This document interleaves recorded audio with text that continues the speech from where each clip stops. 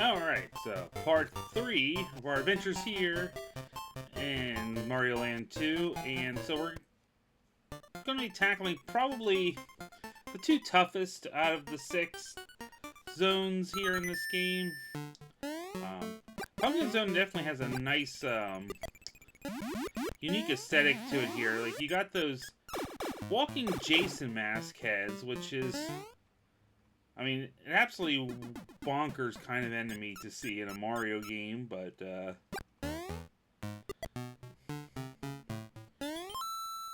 especially, you know, just having that knife sticking out of their head is just hilarious.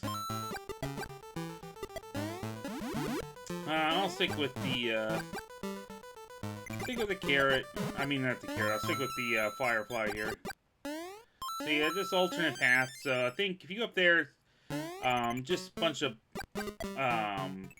blocks here. Well, we'll see kind of a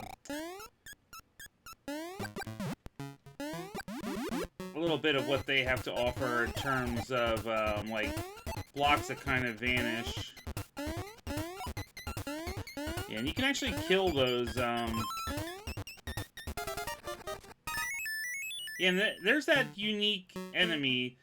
We kind of just saw him very briefly there, but just like the Dracula enemy, I don't believe he appears anywhere else in the entire game, which is a little bit surprising. It's a little...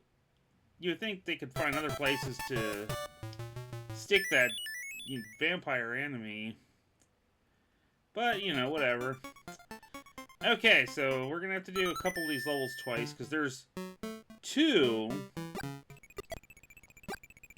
secret exits in this course here. So like I said, I think is kind of a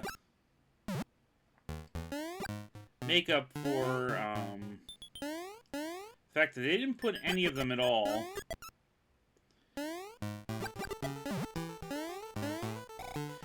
in the Mario Zone there, so I don't remember all the names for these enemies, and because like a lot of them have like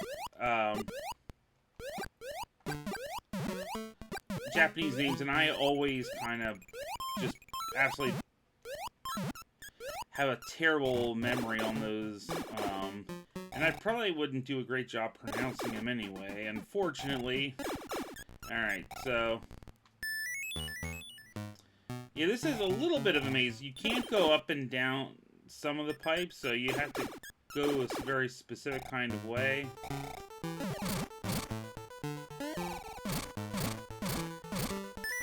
So there's your kind of pick-up path. So you can either just get the coins, or you can go after Fire Flower, or the 1-up. Alright.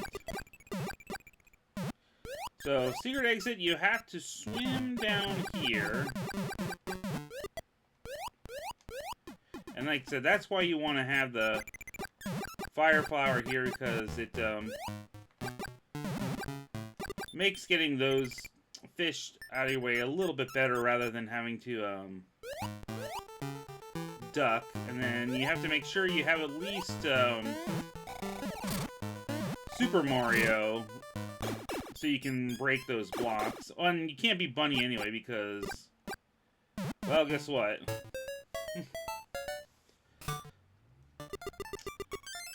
Alright, so bonus stage 1. You're thinking, wow, this has, like, nothing to do with Pumpkin Zone. This, like, bonus stage reminds me of like the bonus stage you'd see in, Donkey Kong Country, where once you collect the 3 of the, animal emblems there, you just, get a big arena where you had to collect a bunch of emblems to collect extra lives.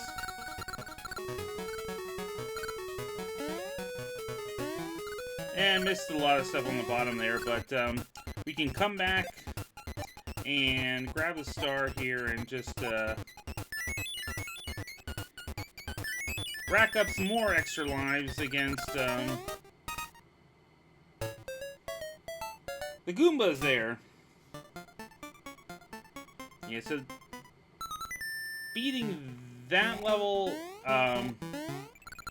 doesn't necessarily provide any extra bonus effect, but the next one yeah, the next one we beat actually will, as you'll see.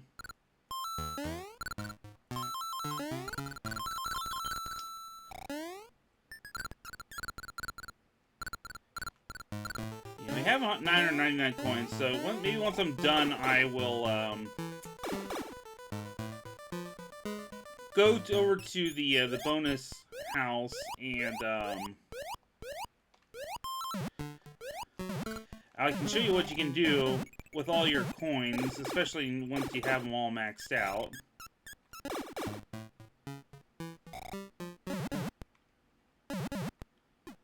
Yes, go up. Now, since we're Bunny Mario, we cannot break these blocks, but we can still go after the one up here.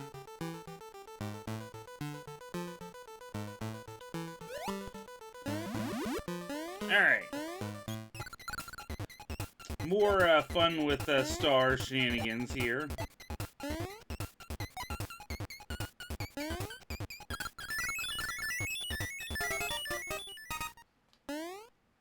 Ah well, missed hitting that guy, but that's alright.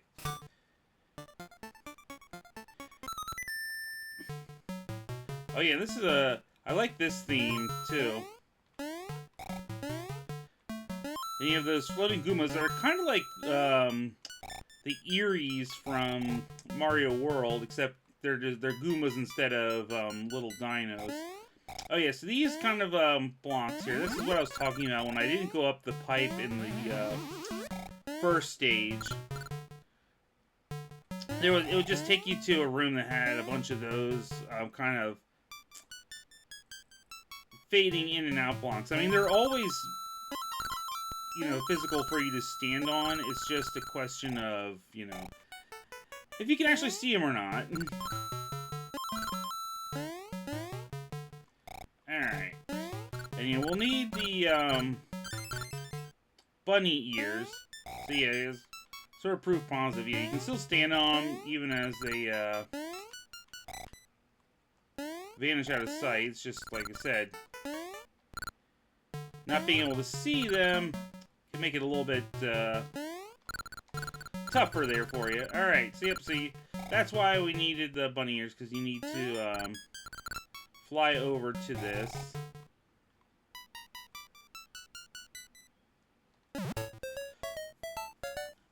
Very easy to find, that one.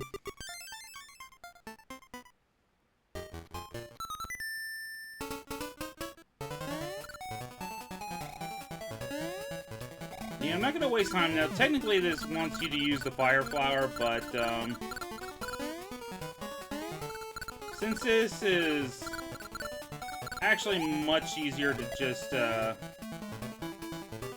fly over with bunny ears, that's what I want to focus on doing. Especially, this is one of those levels that can get really bad with lag, as you saw there.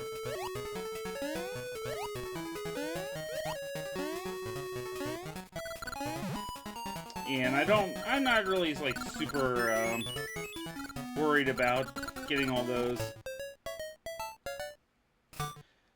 extra one-ups and stuff. So yeah, that makes boos appear on all the tombstones.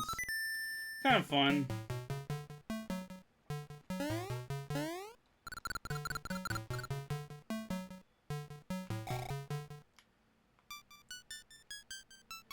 Just wait for him to pass us by. Alright, just duck underneath. And then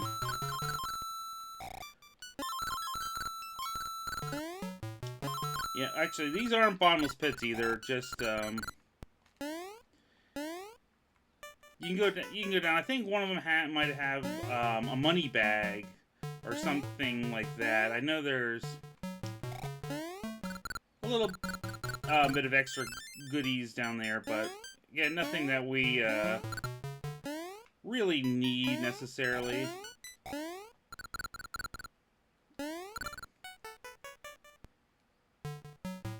So now instead we just go down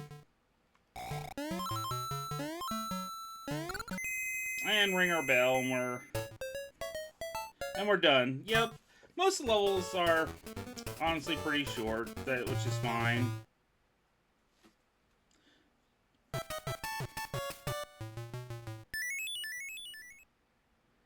Okay, so boss level.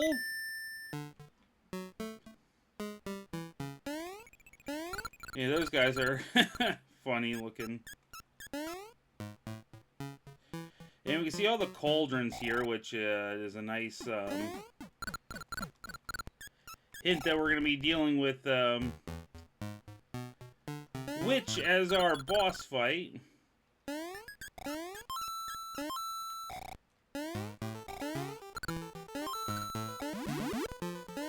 Yep, don't care about Carrot. We already got Carrot. Ah, yes, the broom. Another weird enemy. Like the pumpkin zone is just full of like the most odd,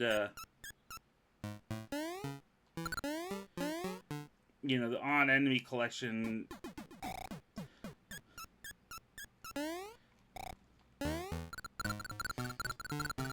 And I think the from that first stage, like the floating umbrella type enemies, I think those are actually based on like a Japanese folklore. So now this boss here is very randomly in terms of where. Ah, of course. Ah.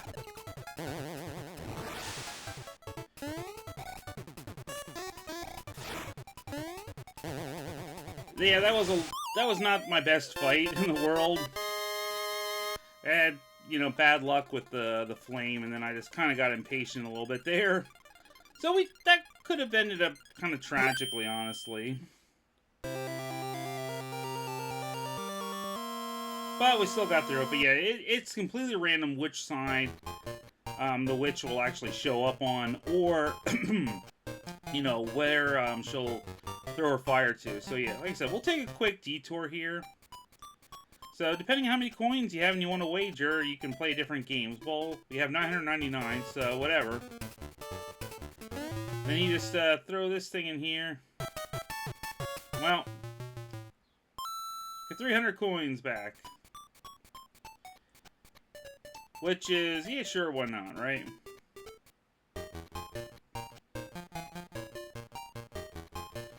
But anyway, off to the Mario Zone. So, with this one not having any secret exits, this was like one of those levels where, you know, back in the day, you know, in the year before, you know, easy internet access or anything like that, just would scour, like, these levels over and over again. I mean, I probably couldn't tell you how many times I've replayed the stages in this game, thinking, there has to be... Oh, why did I do that? Ugh. But yeah, thinking, like, there has to be some kind of secret exit in here somewhere. I mean... And it's one of those things where, like, well, unfortunately, like I said, no internet there to kind of tell me different, but that's just kind of how it goes. And that was kind of the fun of things. Like, man, you could just spend so much time replaying it and, you know, trying to do it like every level 2 ways from Sunday to think, okay, there's gonna be a secret path somewhere here. I just know it. Alright. Oh. Yeah, again, with some weird hitboxes on some of these enemies.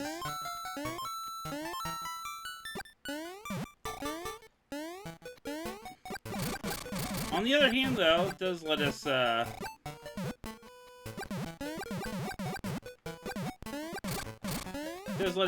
into this area. Again, we don't really need to go in here, because all it is, it's just a path to more coins, but, you know. Why not? You know, why not get coins?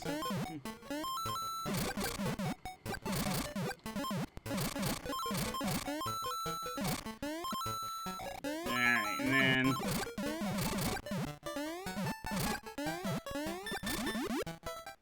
yeah, you can also get an extra life here as well. Alright, and we just want to avoid the buzzsaw guy there. Alright. And we don't really worry too much about all the extra coins and stuff, so... we'll just save ourselves a little bit of time there.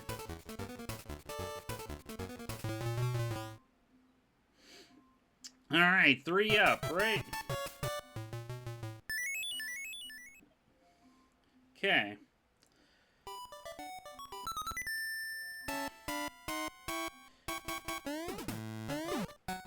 Now this stage here is interesting. Like I said, this is probably why I consider the Mario Zone probably the toughest of the regular courses. I mean, like I said, most of the stages are fairly simple.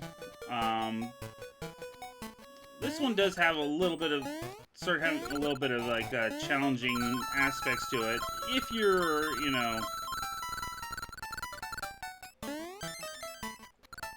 especially if you're not, you know, as familiar with the level layout, like dealing with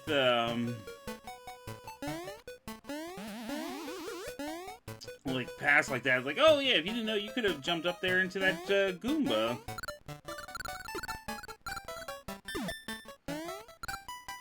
And of course, always with the lag slowdowns as well.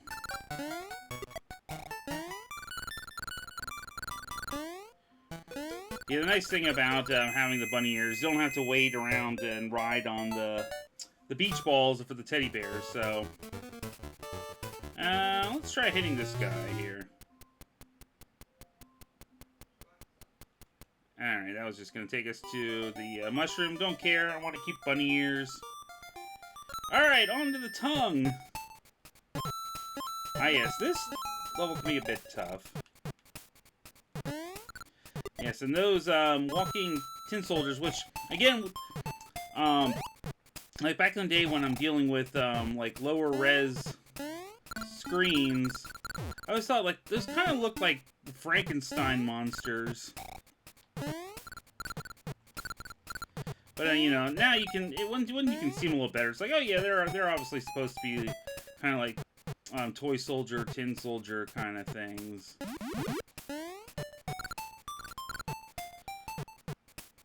Alright, so you definitely want to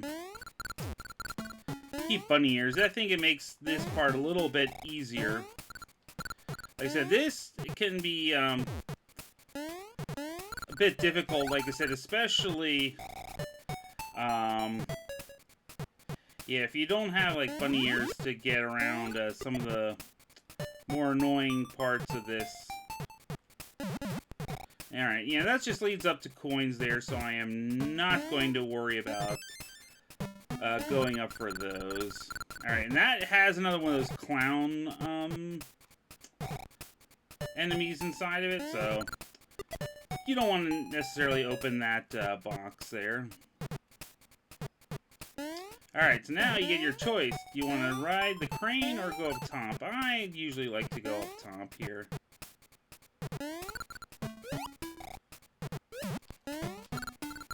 Ah, the nuts.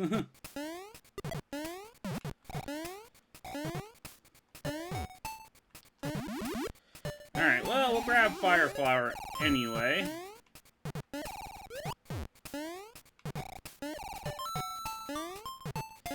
Now, this part here is kind of like the nice little skill check. Gotta make sure you watch out for the bullet bills. And jump before that just drops you, and then you land right on top of the spikes there.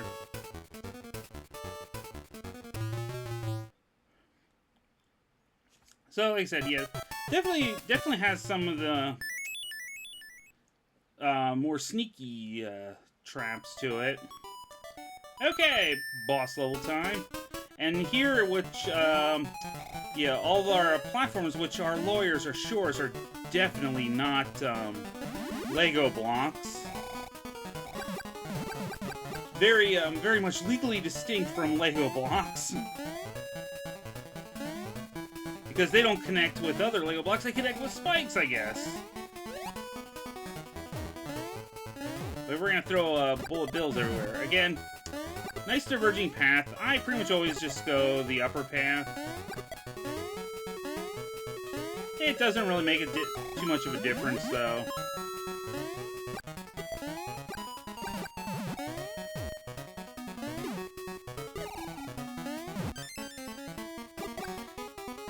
You know, it's whatever you want to do.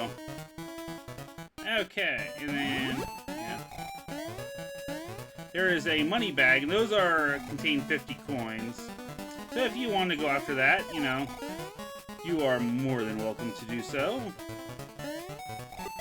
Okay.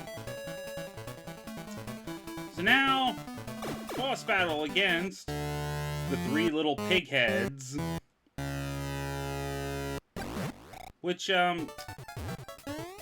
probably is easily the toughest regular boss battle in the actual game here. So especially once they start speeding up their attack pattern. Yeah, the first 2 aren't really so bad. It's the third one that really gets kind of annoying. Yeah, the way he, like, scrunches makes his hitbox a little bit, annoying. Oh, come on. You're gonna make me go Small Mario 2 bosses in a row. But that's alright.